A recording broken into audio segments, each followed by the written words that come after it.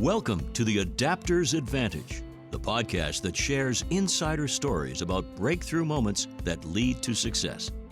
Get ready for an inspiring conversation about adapting to change from Allego, the all-in-one sales enablement platform built for success in a hybrid world. Let's dive right in. I want to welcome you back to the next episode of the Adapter's Advantage podcast. Today, I am excited to have with me Joe Sabatino. Now, Joe is someone that you may have heard of, but you may well recognize by face from a lot of different movies, television programs, comedy shows, and different events that he's participated in over the years. What we're going to talk about is this epic journey that started with him in college studying communications, an amazing career, and then this part of his career building on everything that he's learned, helping executives with his company called BehindTheTalk. And BehindTheTalk is focused on helping executives build their executive presence and really master this art form of communication. Joe, there's so much that we could cover. What else did I miss in setting the stage for you? You know, I think you hit the nail on the head and kind of covered it pretty good. I think as we were chit-chatting before, you know, with yourself and with myself, how do people go and make a living from something that growing up they were deathly afraid of? How does that happen? So I think we're going to have a fun journey today and exploring that and a whole bunch of other things. Well, let's use that as the jumping off point, because we'll come back to that part of the story, which I think is really fascinating. But let's talk about where did you start your career? And just tell us a little bit about, first, the question, what do you do? When you meet somebody, Joe, Sure. Given all the things you do, and they say, well, what is BehindTheTalk? What do you do? How do you answer that question? Yeah, that's a great question. And even before we start, Mark, thank you so much for, you know, welcoming me on this podcast. This is great stuff. Glad to have you here. Yeah, so I guess when people ask me, what do I do? What do you do? What does BehindTheTalk do? The simple boiled down answer is I work with executives on their personal brand, their persona, and allow them and give them the freedom to share that with their audience, whether they're presenting on stage or on a digital conference call.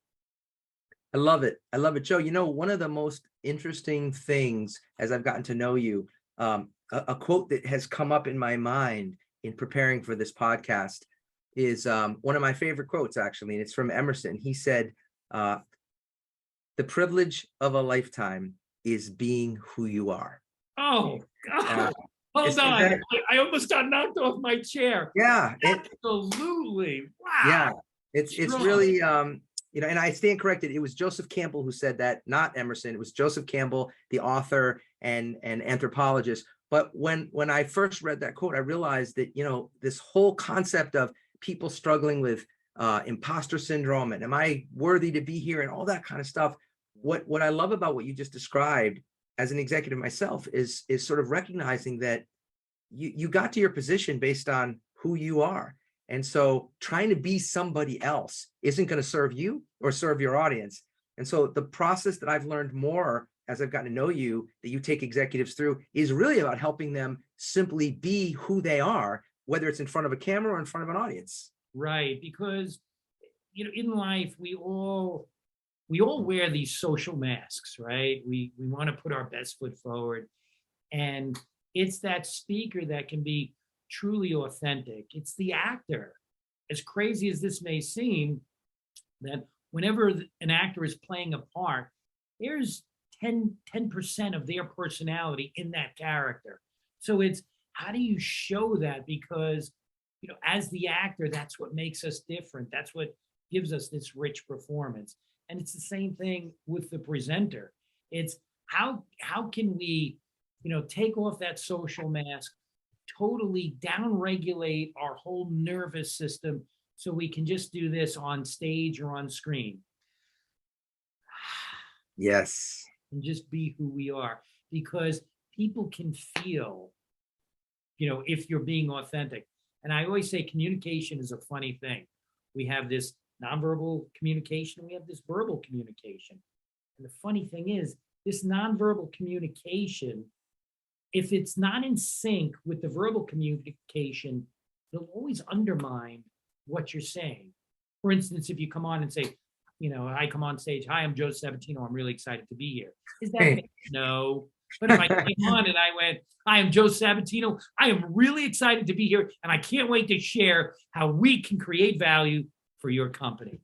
Well, right. I can't believe the second guy because he's saying he's excited. Yeah. So it's how do we let go of all of that muck? So that's what we do at Behind the Talk. Joe, you know what I love about even that example is that for some of our listeners here, they both from a personality type and what they studied, and let's just call it the world of logic, right? The world of logic, it almost doesn't seem fair that what you just demonstrated is true. But anyone with ears and eyes knows it is true, that the person whose language doesn't match up could say the exact same words, not just in front of a casting director, but in front of a job applicant, whatever the case might be, right? Yeah, 100%. And the beauty of, as human beings, we're intuitive. Okay. So we understand human behavior. We can just feel people. And I'm sure, what's the big thing whenever we go to a conference in tech, especially, we always hear this, the conference was great, but the speakers, not so much. And right. It's those speakers that are struggling with just letting go and being their quote unquote authentic self. And there are tools and techniques that we actors utilize so that we can free ourselves up. And it's just now in the corporate environment, it's the executive that needs to understand these tools and techniques to allow them to free themselves up. Now, it's funny that you should say this because it's a great segue. So you went to James Madison University. Yes, I did. And you went there as a New Yorker in Virginia, right? And by the way, wait.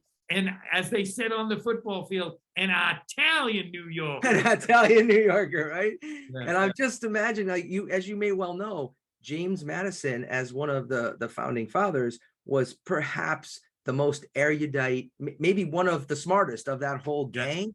Yeah. But not nearly as compelling a presenter as some of the others, like John Adams, right? Yeah, Thomas Jefferson, sure. Yeah. Right. And so here you start off at this school named for Madison, you study communications. Just take us a little bit on the journey of how'd you choose communications? And then how did that inform this whole process that's unfolded for you?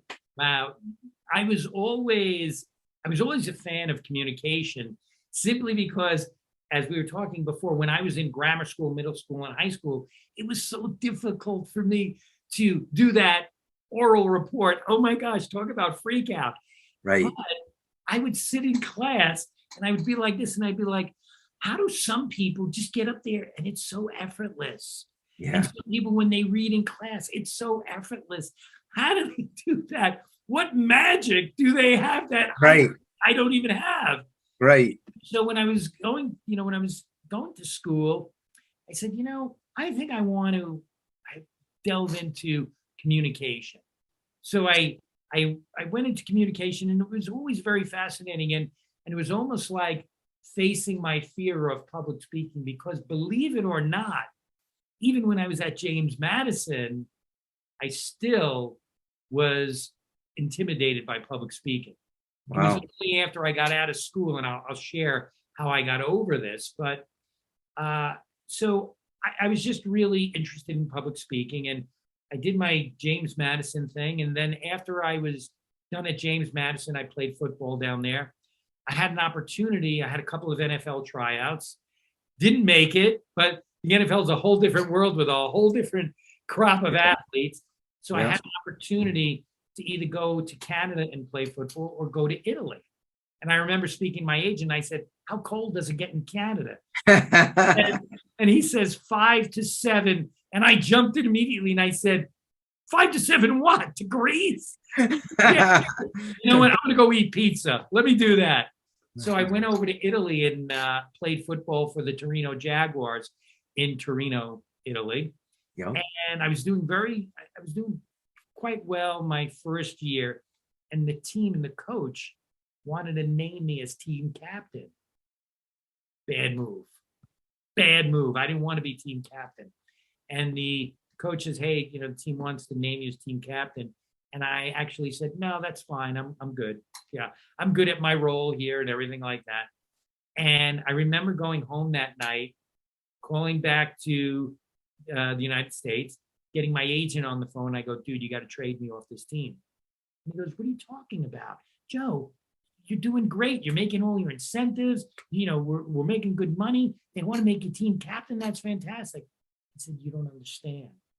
When they make me team captain, I'm going to have to give pregame speeches, halftime speeches, ending game speeches. And this is what I said to him, and I'll never forget. And his name was Joe too, my agent. And I said, Joe, they're going to go out. I'm getting goosebumps as I'm saying. And I said, Joe, they're going to see me for who I really am. Wow. And he goes, what are you talking about? And I said, I can't. I'm going to deflate the team. I'm not going to pump them up. And they said, yeah, but you're doing this. I said, let me just lead by example. So he said to me, and he really changed the direction of my life. And he said, let me tell you something, Joe. I'm not trading you, and you got to get over this. So this is what I'm going to tell you. He was older than me. And I was 25, 26. And he says, you're going to grow up right now. You're staying there. Click. And I'm listening to, and I'm like, oh my gosh. So what did I do? So 25, 26 years old. I'm Italian. I'm a mama's boy. Call up my mother and, hey, mom, what's going on? Blah, blah, blah. So I tell her the whole thing. And she goes, why don't you call your uncle? I said, my uncle John. My uncle John was an actor. His acting name was Johnny Seven. And he did a whole ton of Ironsides, Gunsmoke, Twilight Zone, acted opposite Jack Lemmon in The Apartment, which won the Academy Award in 1959, 60. So she says, your uncle used to get nervous before acting. Why don't you talk to him? And I'll be a son of a gun. I called my uncle up and I said, hey, Uncle John, this is what he's like. Hey, Joe, what's going on? I said, no, everything's good.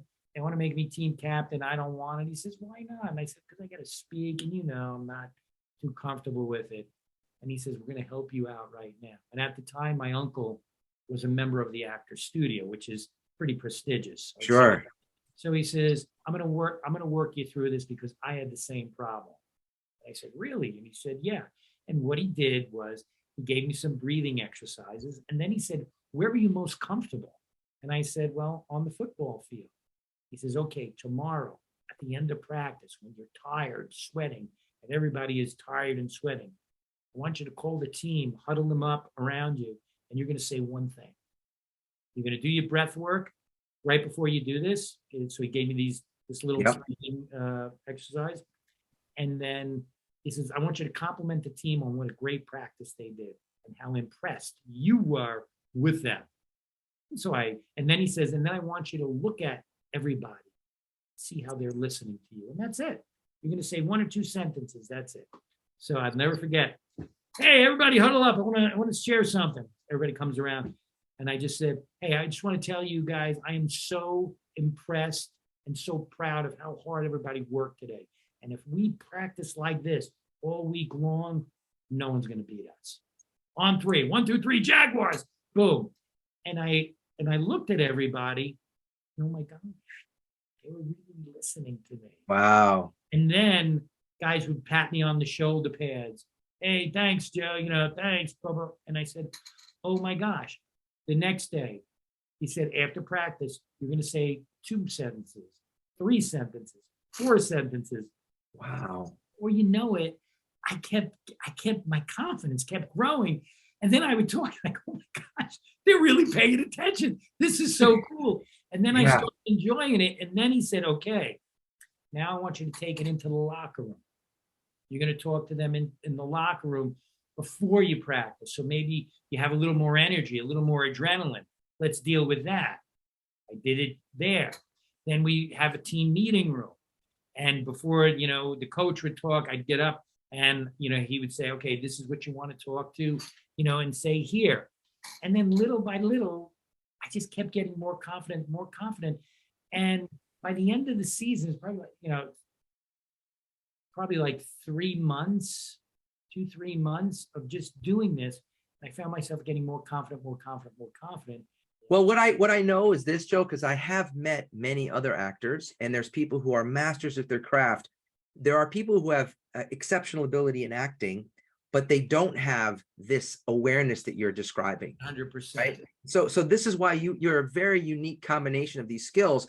And so I want to pivot to this idea of scripting, because there are some people, Joe, whether executive or a salesperson, that when you say that we have a collection of words that we're going to call it a script, as soon as they hear the word script, they almost rebel against it and say, I don't want to be scripted. I don't want to sound scripted. Can you help explain from your acting lens, what does it mean to use a script as a collection of words versus, quote, being scripted? Yeah. With people, executives, we all learn differently, right? Some people find comfort in having a script. Right. Some people are intimidated by having a script. So whenever I'm working with an executive, or you really have to find out where is their comfortability. And I look at public speaking like real estate. Mm-hmm. So how's Joe going to make this connection? Okay, here it is. What are the 3 most important words in real estate? Location, location, location. Okay. Yeah. The 3 most important words in public speaking are preparation, preparation, and preparation. Because what people don't realize with actors is we don't rehearse to get something right. We rehearse until we can't get it wrong. Love that. Okay. I love that. There's a difference there, because now when the actor is going to do, I did a play in New York, off-Broadway show, and I had 102 pages of dialogue to memorize. Mm-hmm. And I had virtually 2.5, 3 weeks. When I booked the play, I was like, oh, that's great. And then when I went to look at the script, I went, oh no, this really isn't that great. Because when you get your script, when you're doing a play, the words are microscopic. So, so it's this preparation. So now getting back to what you were saying, I say, it's almost like to be or not to be, to be with the script or to not be with the script. That is the question. Okay, so we have to find and identify who finds comfort in that and who doesn't find comfort. Now, when I'm doing a show, I like to work off the script, really fine tune that script. But if I'm doing, like a presentation, stand up, I just have an idea. And what actors really do and why people, you ever notice corporate executives, they'll get on stage and it'll take them about, maybe a minute or 2 to hit their stride. Yes. And then they settle in. But you see, the actor doesn't think like that. We never think like that, because an actor thinks with intention. What does that even mean? So the actor says, okay, I'm going to play this mob guy. I'm going to play this police officer. I'm playing this, powerful attorney, this colonel in the Marines. What is my intent? Right. So now, in order for me to hit the ground running when they say action, I've got to be there. I'm already there. Yes. So that I can just roll. So now when it comes to the corporate speaker, that's why I said in the beginning, what do I do? Well, we find what that corporate executive, what their persona is, what their brand is. Now they have to dial into that before they go on stage, because every word that they speak, they then can speak their truth, like an actor can speak his truth. And now, if I know what in my heart, what my persona, what my brand is, it doesn't matter what I say, because if I'm connected to my heart, everything's going to be right there. So now you have the person that likes the script and the person that doesn't like the script. So I think they're both good. Yes. Both good, but it just depends on how that executive. I get it. So your point is, for the ones who are comfortable scripting, that's great. For the others, using a bullet point so that they kind of can track themselves. But in the final analysis, that intention that you've just described, I know when I watched one of your reels that when I saw you on Law and Order, the vibe that you emitted before you spoke any dialogue was so different when it was juxtaposed against you next to Arnold Schwarzenegger, or juxtaposed against when you were speaking with an Irish accent, right? Yeah. So it was so interesting to me that I know you practice what you preach, because before the camera starts rolling, you have to be in that place, bang. And you're absolutely right that for many of us in the corporate world, we haven't raised the bar to say, I don't have 60 seconds or 2 minutes for the audience to wait for me to warm up. They may be bored out of their mind at that point. I got to hit the ground running when I start. Exactly. And, we have a saying in show business, it's easier to grab the audience in the beginning than be halfway through your performance and try to pull them in. Right. So true. So that's a great segue, Joe, to the concept of executive presence, because I've watched some of your videos on this topic. I'm a student of this myself. Right. For someone who's not familiar with the term, what does it mean to have executive presence? And if you don't have it, how do you find it? You got to really look now. Executive presence. Wow. So many people in the corporate environment now. It's such a great question. We all talk about executive presence.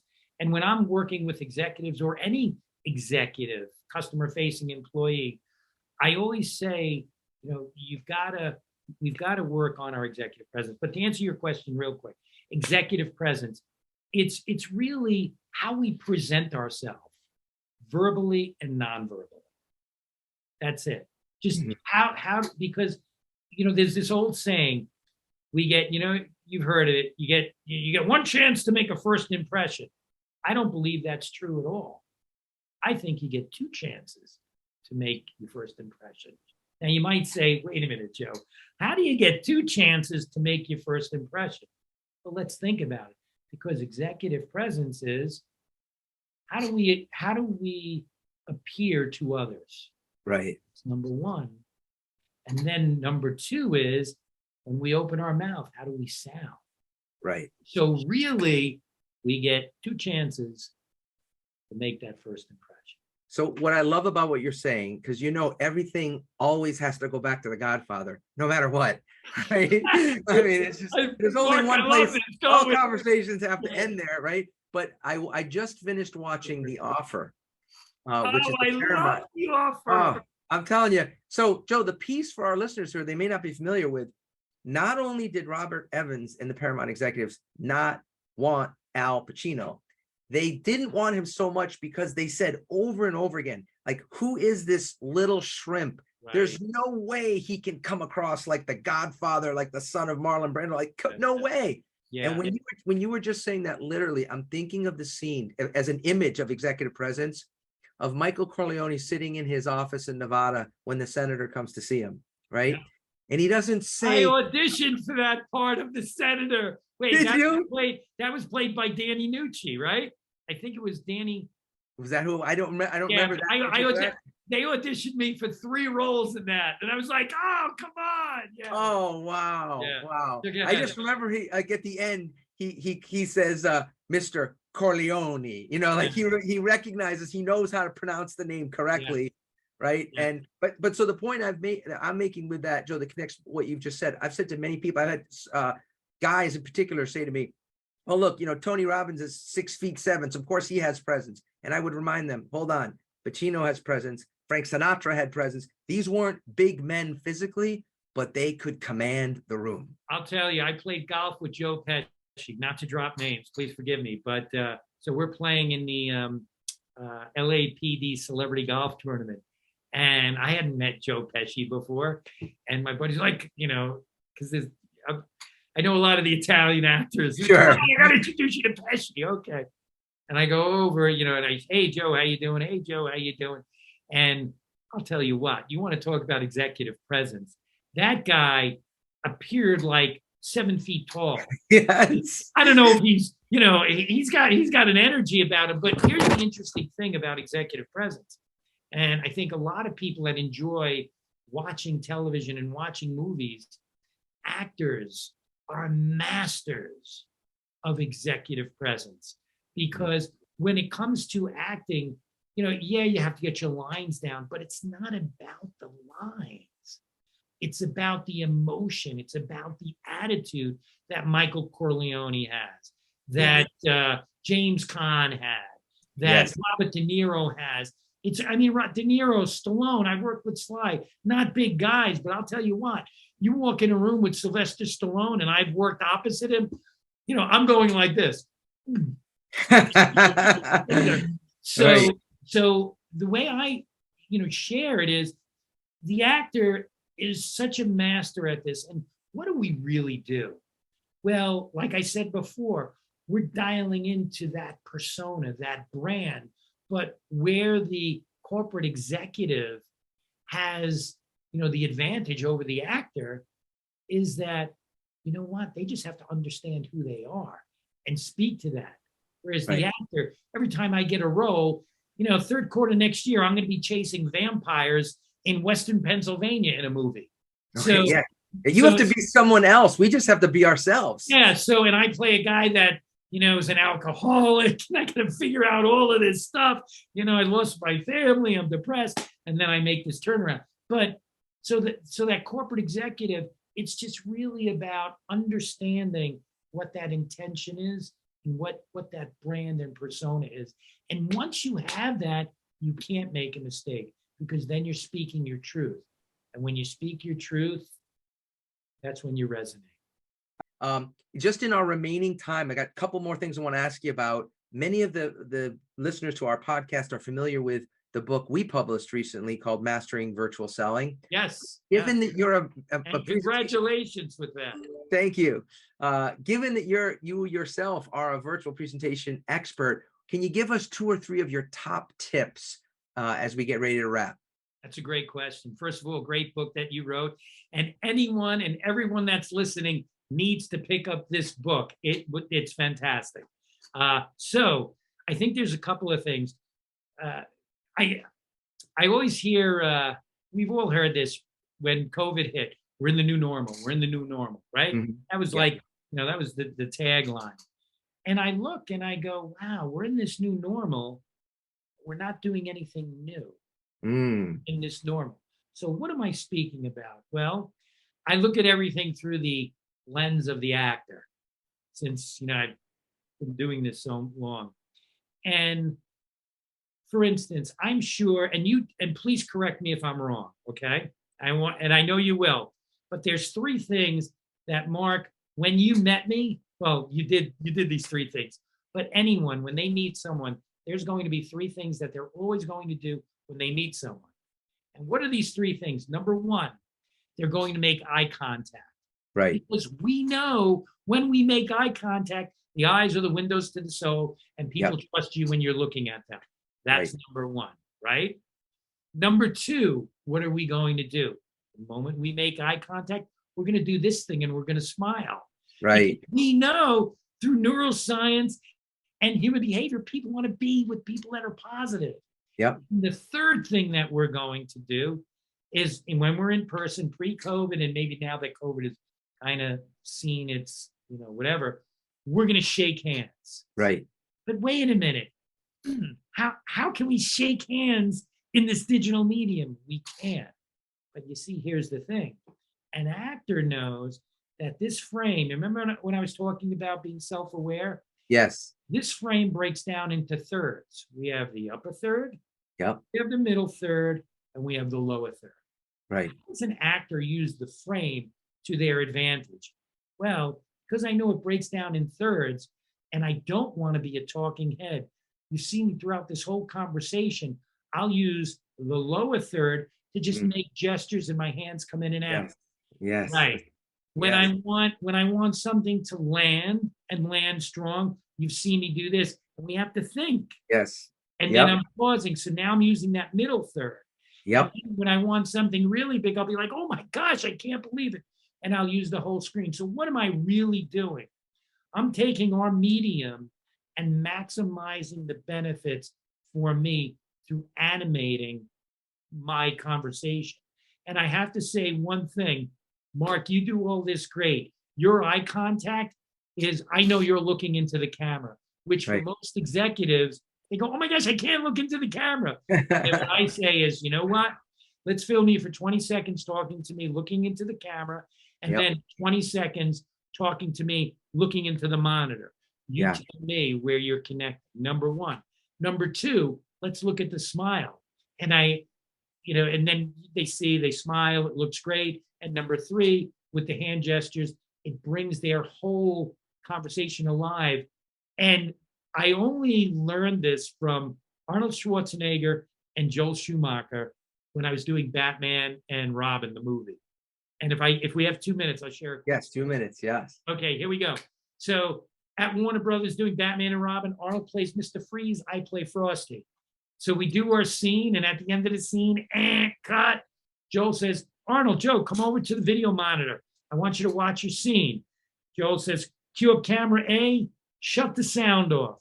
Shut the sound off. I'm going myself. I'm not going to hear my performance. Arnold looks at me. I look at him. We sit down there. We watch the whole scene. Joel says, what did you see? And Arnold says, well, we did our thing. Joel Schumacher, the director, says, Arnold, what can you do to be more intimidating? Arnold says, you know what? And you can watch the movie. You'll see this. Arnold says, I'm going to make my eyes more demonic. So when I look at Joe, I'm not going to blink. And I'm going to have these crazy, Mr. Freeze eyes. And I'm not going to move my head a lot. So I'm going to be, just really rock solid. And Joel Schumacher goes, that's great, Arnold. Joe, what are you going to do? And you'll see I did my thing. And I said, well, if Arnold looks at me like that, I'm going to be shivering because it's cold in the snow factory. I'm not going to look at him straight ahead. I'm going to do a lot of blinking because I'm insecure. Boom. That's exactly the zone I want you to be in for the entire movie. Okay, let's go back and shoot the scene. Okay, we go back, shoot the scene, come back, watch it with the sound off, completely different performance. Watch it with the sound on. Joel looks at Arnold, looks at myself and goes, guys, this is the zone I want you to be in. So we go, okay, walking back to the set. Now you got to remember, Arnold Schwarzenegger was the #1 box office draw in the world at this time. Yep. So we're walking back on the set, and it's like an out-of-body experience. I can't even believe I'm acting opposite, Right. And Arnold looks at me and he goes, Joe, we just got a great acting lesson, no? Yeah. Yes, so. But that acting experience is so important when I'm working with executives, because I'll say, let's shut the sound off. Tell me about this guy we're watching. Is he happy? Is she excited? Yes. Is she passionate? Is she happy? And generally it'll go, no, no, no, and no. Yeah. You know it when you see it. And Joe, I saw that clip. I've seen that movie. And for us coming together, I had watched that exact clip of you in blue. And there's no question about it. Like I can imagine what it was from what you've described to what it is. And that's actually the part of a great director. So in a sense, part of what you're doing is acting a little bit like Joel Schumacher, right? Of helping just to bring, and he didn't hit you over the head with it. He showed you and let you made the determination. Exactly. And that's when people learn the best. And you know this, when people see it, they go, aha, I get it. So on that note, as we wrap, if people want to learn more about you, what's the best way to do this? Okay, fantastic. They can go to my website, BehindTheTalk.net, or they can simply just email me, and that's joe.behindthetalk@gmail.com. Well, it's a pleasure to chat with you, and more to come. Yes, Mark, thank you so much. So appreciate you. Thank you, Joe. Okay, take care. You've been listening to The Adapter's Advantage, a podcast from Allego. Stay connected by subscribing to the show at allego.com/podcast, leaving us a rating and comment, and sharing episodes you love. That helps us bring you more conversations about breakthrough moments that lead to success. Thanks for listening. Until next time, remember that one new idea can change your life.